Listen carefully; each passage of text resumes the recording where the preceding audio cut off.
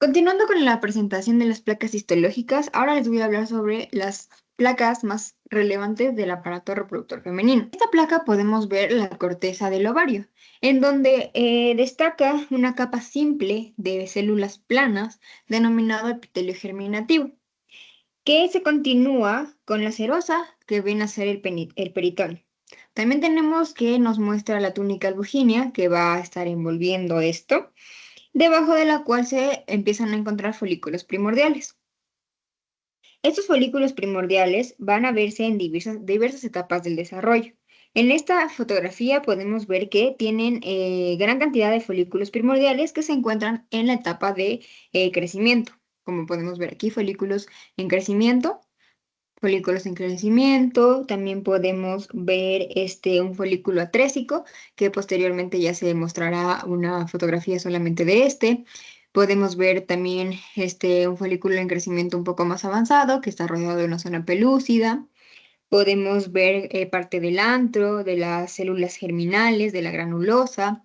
También podemos ver una teca interna. Podemos ver básicamente, nos muestra como una fotografía de todos los procesos o bueno, los diferentes etapas de desarrollo de del óvulo que posteriormente va a ser expulsado. También podemos ver que en etapas tempranas, como folículos primordiales, las células que la van a estar rodeando se llaman células del estroma. Y aquí la van a rodear ya células de la granulosa. En esta placa podemos ver un aumento mucho más grande de un folículo primario o en un folículo primordial, el que está en sus primeras etapas de desarrollo, en donde pues podemos ver que está rodeado por una sola capa de células foliculares. Vamos a tener aquí un núcleo y un folículo sin núcleo. Podemos también decir que el núcleo del ovocito de este va a ser grande en el folículo primario y algunos ovocitos pueden tener núcleos no visibles, como podemos ver aquí. Puede ser esto por debido al corte. En esta placa, en cambio, podemos ver un folículo en una etapa más avanzada del desarrollo, folículos primordiales, en donde podemos ver que están rodeados por capas de células foliculares planas, el núcleo igual prominente, que es muy grande, y en ciertos folículos no tiene núcleo, pues puede ser debido al corte. En esta siguiente fotografía podemos observar un folículo primario avanzado, en donde podemos ver que tiene un conglomerado de células foliculares mucho más prominentes y estratificadas. Tenemos un núcleo grande y ya distinguible. Podemos ver también la zona pelúcida que rodea al ovocito. Y posteriormente arriba podemos también más o menos apreciar las dos tecas, la teca interna y la teca externa. Podemos ver que alrededor de los folículos se observan células alargadas de tejido conjuntivo que se denominan células del estroma, que vienen a ser estas que están por aquí. En esta siguiente fotografía podemos ver ya un folículo secundario, que podemos ver que vemos también la capa de células foliculares. Vamos a ver ya la presencia de una cavidad antral o denominado antro, que tiene líquido antral. Vamos a ver ya la teca interna y la teca externa con mucho más prominencia. Aquí también lo podemos ver. También podemos observar la membrana de la granulosa, que vendría a ser esta que está por aquí abajo. Podemos ver que ya es muchísimo más prominente la cavidad antral, ya podemos ver mucho más desarrollado el ovocito, continúa dentro de la zona pelúcida, las células foliculares que ya son estratificadas y así otro folículo en crecimiento por acá. Y básicamente esto nos explica esta placa. Aquí podemos ver en cambio ya un folículo atrésico porque podemos ver que las células de la granulosa empiezan a descamarse. Entonces, cuando nosotros veamos un folículo así, que no tiene luz nítida, como a diferencia del folículo acá, no tiene cavidad antral, no se distingue básicamente como las capas, no se distingue esto, podemos decir que este es un folículo atrésico. ¿Por qué se hace folículo atrésico? Porque recordemos que solamente va a madurarse un ovocito. Entonces, todos los demás folículos que intentaron madurarse y no alcanzaron, pues tienen que volverse folículos atrésicos. Entonces, podemos ver que están llenas de células de la granulosa. y por eso lo hace presencia de un folículo atrésico. Acá, obviamente, también nos muestra una fotografía de un folículo atrésico, nos muestra también que son células, aquí las células remanentes de la teca interna, la presencia de la descamación de las células de la granulosa y la zona pelúcida aquí también que ya está en degeneración. En esta otra fotografía, de igual manera, nos indica otro folículo atrésico, igual, presencia de células de la granulosa en descamación, tenemos también restos de la zona pelúcida que quedaron, nos enseñan con las flechas totalmente esta cavidad antral que está siendo, por así decirlo, infiltrada de estas células de la granulosa que están ya, pues, escamándose y ya volviéndose atrésicas. En esta fotografía, en cambio, podemos ver la corteza del ovario después de la ovulación, en donde la punta de la flecha va a señalar la superficie, el sitio de ovulación que ocurrió, en donde ocurrió la ovulación. Vamos a tener que la antigua cavidad folicular empieza a ser invadida por tejido conjuntivo. También vemos diferentes vasos sanguíneos y vamos a ver que las células de la granulosa se transforman en células del cuerpo lúteo, que vamos a ver que están por aquí, que ahora se llaman células luteínicas de la granulosa. En esta fotografía podemos ver una porción del cuerpo lúteo que está formado por completo, en donde la mayoría de las células endocrinas corresponden a las células luteínicas de la granulosa. Estas células luteínicas van a formar una aglomeración de células que van a estar replegadas a los restos de la antigua cavidad folicular que podemos ver aquí. Podemos ver también el tejido conjuntivo y los distintos vasos sanguíneos. También podemos determinar que la ubicación de las células leutínicas de la teca, que van a ser estas de aquí, en donde estas células pueden encontrarse los recesos externos de la masa glandular y van a estar cercas o en continuidad con las células del tejido conjuntivo. Ahora en estas dos fotografías, en esta fotografía del lado izquierdo, vamos a mostrar un segmento del cuerpo lúteo que está replegado y con un mayor aumento. Como se mencionó antes, el cúmulo de células principales está compuesto por células leutínicas de la granulosa que podemos ver aquí, que pues se continúan también con el tejido conjuntivo. También podemos ver que esta aglomeración va a estar dentro de la antigua cavidad folicular, como ya mencionamos. En esta imagen, en cambio de la derecha, vamos a ver que estas células leutínicas de la granulosa tienen un abundante citoplasma. Este abundante citoplasma va a contener un pigmento amarillo. Este pigmento amarillo no se suele ver, pero por esto se denomina cuerpo lúteo, o también reconocido como cuerpo lúteo amarillo. Ahora vamos a continuar con una fotografía de las trompas uterinas. Las trompas uterinas, como se muestra en esta imagen, en un corte transversal, va a estar a la altura de la ampolla. Van a tener numerosos pliegues de la mucosa que se van a proyectar hacia la luz. Como podemos ver aquí, diferentes pliegues con diferente tamaño. Además, va a tener una mucosa que podemos ver aquí, que es bastante, contiene básicamente estos pliegues. Y a continuidad se continúa con músculo liso, que tiene dos capas, una circular interna y una longitudinal externa.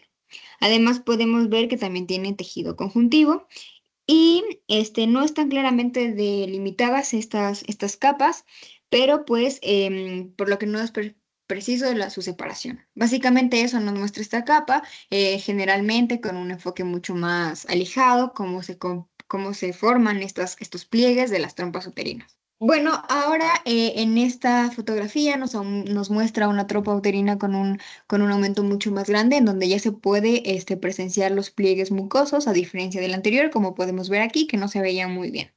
En este recuadro nos muestra el epitelio de la trompa uterina, que viene a ser cilíndrico simple con presencia de cilios. También tenemos este tejido conjuntivo y pues células no ciliadas, que tienen dos tipos de células no ciliadas y células ciliadas. También tenemos aquí distintos vasos sanguíneos y vasos linfáticos, que estos vasos linfáticos van a estar contenidos dentro de la mucosa o del pliegue de la mucosa, básicamente. También nos muestra que el tejido conjuntivo va a contener células que tienen núcleos que se organizan casi siempre de forma aleatoria. Puede variar, estas pueden ser alargadas, pueden ser ovaladas o pueden ser redondas. El citoplasma de esta no se puede distinguir porque tiene un material intracelular, como se puede ver en este recuadro. Y la composición básicamente de este tejido conjuntivo es esencial, pues bueno, básicamente este se extiende desde el epitelio hasta la mucosa y por esta razón no se va a describir ninguna submucosa. Entonces, básicamente, como manera de resumen, en esta placa nos muestra de presencia un poco más aumentada los pliegues mucosos, cómo están conformados, los dos tipos de células que tienen este epitelio, células cilíndricas ciliadas y células cilíndricas no ciliadas. Nos dice que también tiene vasos linfáticos dentro de este pliegue, tejido conjuntivo con células que son irregulares y diferentes vasos sanguíneos. Ahora, pues, en esta placa nos muestra básicamente la generalidad del útero, cómo está conformado. Nos muestra claramente aquí que está formado por un estrato que se divide en dos, en un estrato funcional y en un estrato basal, además de la presencia de diferentes glándulas endometriales y el miometrio que se extiende. Bueno, aquí podemos ver en cambio un endometrio en fase proliferativa. Bien sabemos que por acción de los estrógenos van a proliferar los distintos componentes del endometrio, por eso se denomina fase proliferativa. Entonces, por esto aumenta todo su espesor total. Como se muestra en esta fotografía, van a ver glándulas endometriales que van a llegar a ser bastante largas y tienen un trayecto recto dentro de todo el estrato funcional, como podemos ver aquí. A diferencia de la microfotografía del anterior, las glándulas endometriales van a ser mucho más grandes. Y pues como dije, se van a extender durante todo el estrato funcional. Vamos a tener también vasos sanguíneos. Aquí podemos ver el estrato basal y el miometrio que puede ser pues que se continúa.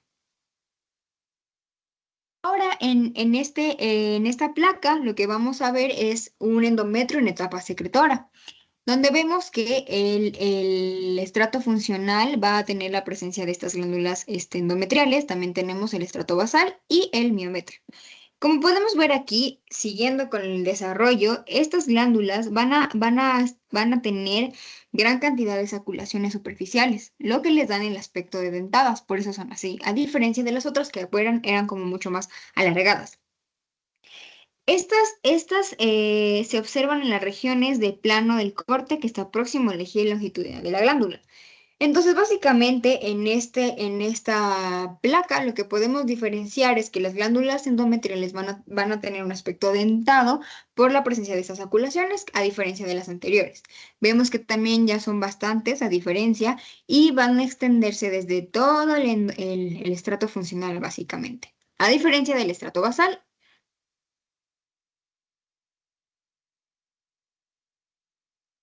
Bueno, ahora podemos ver esta placa en donde nos muestra básicamente lo que le estaba diciendo del endometrio en fase secretora, en donde podemos ver el estrato funcional en un aumento mucho mayor, en donde muestra las características de las glándulas endometriales, que son las mismas antes descritas, porque son con aspecto dentado.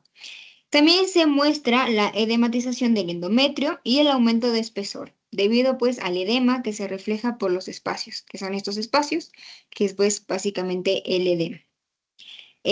Vamos a ver también que en esta fase las células epiteliales glandulares, que van a ser estas de aquí, van a comenzar a secretar la sustancia mucoide, que es presencia de abundante glucógeno, para pues servir como nutrición.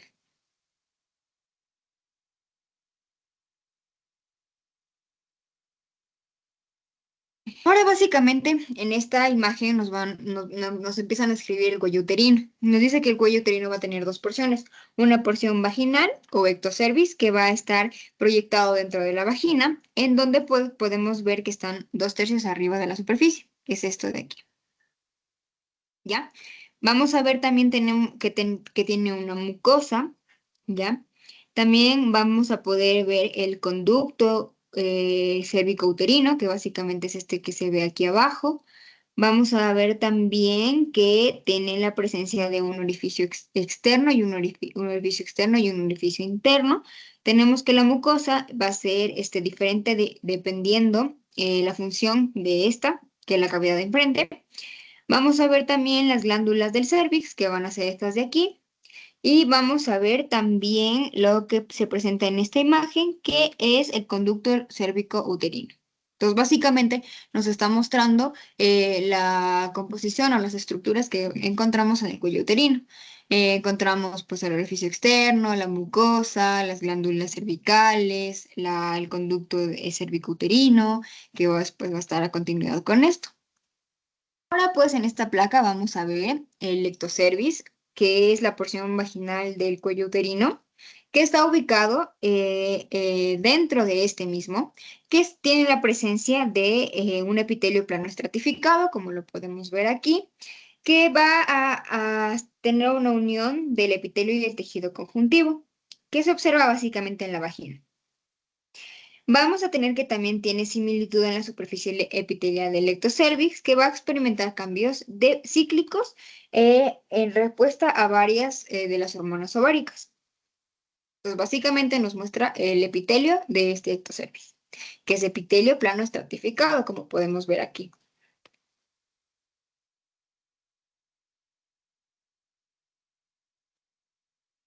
Bueno, básicamente en esta placa nos muestra la zona de transformación, en donde nos dice que dentro de esta zona ha ocurrido una transición muy brusca y muy prominente de epitelio, que pasa de epitelio plano estratificado a ser epitelio cilíndrico simple.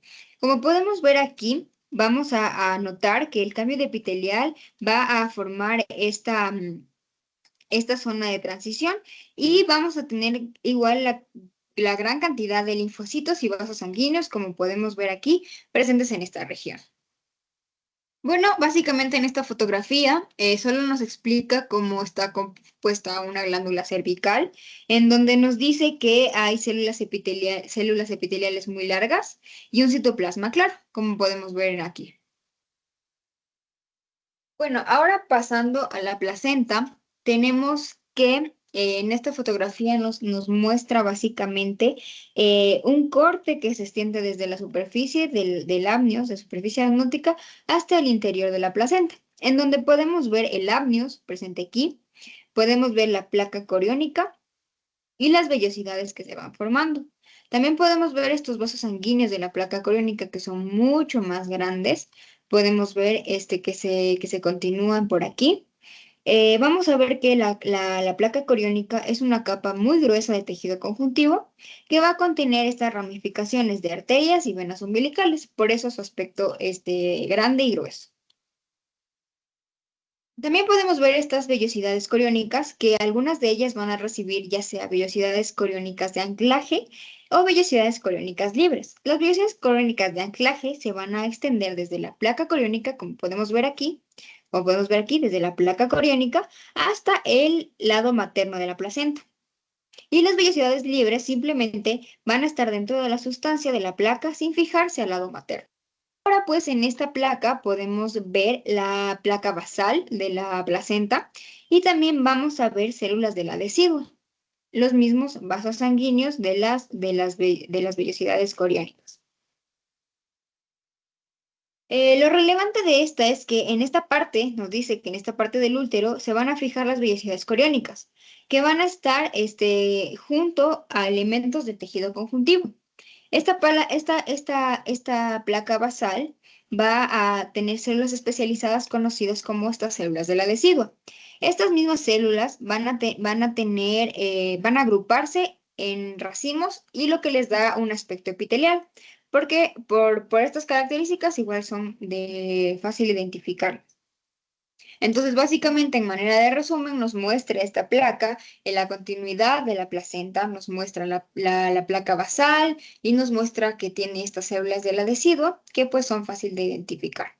Ahora pues vamos a ver estas vellosidades coriónicas terciarias, en donde pues vamos a ver que tienen presencia de macrófagos placentarios, de un nodo sincital, tiene también presencia de células del sincitio trofoblasto, van a tener también venas umbilicales, que son las que podemos ver aquí, también presencia de células de sincitio trofoblasto y citotrofoblasto, muchos más macrófagos placentarios.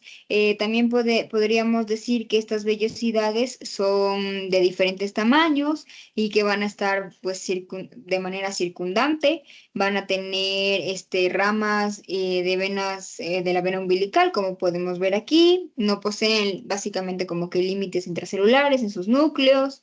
Y pues básicamente eso nos explica en la presencia de pues estos nodos sincitiales, macrófagos placentarios y pues eso. Ahora pues retrocediendo un poco con las vellosidades coriónicas secundarias, se ven que van a tener un centro mesenquimatoso, van a estar rodeados por capas definidas de trofoblasto, que van a ser células del trofoblasto. Y casi por debajo van a tener sincitotrofoblasto. El sincitotrofoblasto lo que va a hacer es cubrir la superficie de las vellosidades coriónicas y va a extenderse hasta la placa coriónica. En esta placa, en cambio, se ve con un mayor aumento en las vellosidades coriónicas terciarias, en donde, pues, como dijimos, están rodeadas por una cámara intravellosa, van a tener sincitotrofoblasto, citotrofoblasto, macrófagos placentarios y estos nódulos sincitiales. Bueno, ahora pasando a la vagina, tenemos que va a tener un epitelio plano estratificado, como podemos ver aquí, un epitelio plano estratificado. También podemos observar que hay un músculo liso. Bueno, antes de eso, tejido conjuntivo, músculo liso de manera transversal y músculo liso longitudinal. También tenemos presencia de diferentes vasos sanguíneos y también tenemos una capa basal de este epitelio vaginal. También podemos ver que tienen vasos linfoideos que se observan en la válvula, básicamente, aquí. También tenemos que tiene músculo liso circular que va a estar cerca a este vaso linfático. Bueno, pues ahora en esta placa vamos a ver un mayor aumento del epitelio, en donde pues claramente lo único que se destaca aquí es que hay islotes de tejido conjuntivo que aparecen aquí dentro de este epitelio, en donde se observan aquí con claridad estos islotes de tejido conjuntivo. Ya, ahora pues en esta placa podemos observar la porción basal, básicamente de la mucosa, en donde vemos la presencia de linfocitos y tejido conjuntivo. También tenemos que van a tener estas células que están en la base, denominadas células madres, que tienen un epitelio plano estratificado y que van a migrar desde la superficie, perdón, desde esta base hasta la superficie. Estas mismas van a empezar a acumular glucógeno, por eso se ve en la presencia como que de estos espacios blancos y que se van a organizar de una forma como más o menos regular y que van a estar ascendiendo. También tenemos este tejido conjuntivo que está ubicado debajo de la capa basal, que tiene por lo general la presencia de estos linfocitos, como ya lo mencionamos anteriormente. Ahora pues vamos a describir esta placa en donde nos muestra la capa muscular de la vagina, en donde pues podemos ver que la pared vaginal va a destacarse porque tiene esta presencia de una organización irregular de músculo liso. También lo que vamos a tener son los vasos linfáticos que podemos ver aquí. También podemos tener la presencia de las válvulas de un vaso linfático. También tenemos esta músculo liso en corte transversal y el músculo liso en corte longitudinal. Básicamente lo que nos indica es que la muscular de la vagina va a tener mucho músculo, pero de manera irregular. Entonces, nos dice que el músculo liso circular que va a estar cercano a este vaso linfoide, vamos a tener también la presencia de venas que tienen un calibre muy pequeño. Y también tenemos que esta característica de ser los músculos en distintas direcciones va a ser pues una manera también de distinguir esta capa. Ahora, bueno, vamos a explicar la glándula mamaria. Empezando con la glándula mamaria sin estimulación, podemos ver que básicamente todo su parénquima está compuesto por una serie de conductos. Esta serie de conductos, como podemos ver en este centro, cada uno puede verse una luz pequeña. Estos conductos van a estar rodeados por un tejido conjuntivo laxo y en conjunto todos estos conductos con el tejido conjuntivo el que lo rodea van a denominarse o van a conformar el lobulillo. Lo que se puede ver aquí, estas unidades lobulillares del conducto terminal. También tenemos que el tejido conjuntivo es más denso y que contiene muchos adipocitos, como podemos ver acá. También tenemos la presencia de estos plasmocitos y células mioepiteliales que van a ser importantes pues, para la expulsión de la leche. Ahora, pues en esta otra placa podemos ver una glándula mamaria, pero de igual manera sin estimulación. Con un enfoque un poco más acercado, podemos ver lo que les estaba diciendo, estos plasmocitos. Podemos ver también un racimo de linfocitos, el tejido conjuntivo, podemos ver también la presencia de adipocitos, podemos ver de una manera mucho más clara estos conductos que tienen esta luz muy pequeña y un poco nítida. También podemos ver estas células mioepiteliales, como les dije, van a estar aquí, que pues van a ser la base del epitelio, se van a encontrar, y otros componentes que van a dar, pues, básicamente la composición de esta glándula mamaria sin estimulación. Ahora pues vamos a presenciar una glándula mamaria en etapa proliferativa, es decir, cuando ya está avanzada y pues se prepara para la lactancia. Entonces, vamos a tener que en esta etapa los elementos alveolares se vuelven más evidentes. Entonces, podemos ver aquí la unidad lobulillar del conducto terminal. También tenemos aquí la presencia de los tabiques de tejido conjuntivo que son mucho más prominentes. También tenemos pues estos conductos interlobulillares, linfocitos, células mioepiteliales, también tenemos estos plasmocitos. Vamos a poder ver que en esta etapa proliferativa avanzada, este tejido conjuntivo va a estar como que metiéndose dentro de cada lobulillo.